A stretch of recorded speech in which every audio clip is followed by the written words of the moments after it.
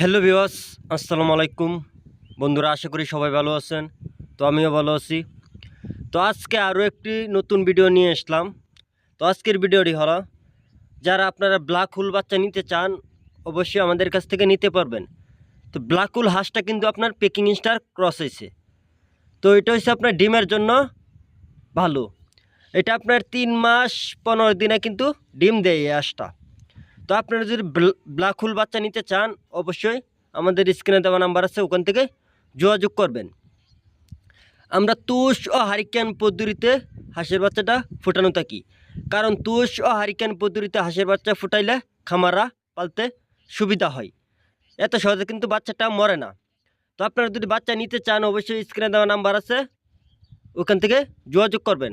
তারও বিস্তারিত আরও ফোনে বলে দেব। তো আপনারা যদি বাচ্চা নিতে চান অবশ্যই নিতে পারবেন। আমাদের লোকেশনটা হলো ময়মনসিংহ জেলার তারাকান্দা থানা। তো আপনারা যদি ব্ল্যাক হোল বাচ্চা নিতে চান অবশ্যই নিতে পারবেন। অনেকে চিনে না ব্ল্যাক হোল হাঁসটা কোনটা। তো ব্ল্যাক হোল হাঁস হয়েছে আপনার পিঠটা কালো আর বুকের রিনা সাদা, আর কিন্তু ঠোঁটগুলো কিন্তু কালো থাকে। এটা হচ্ছে আপনার অরিজিনাল ব্ল্যাক হোল।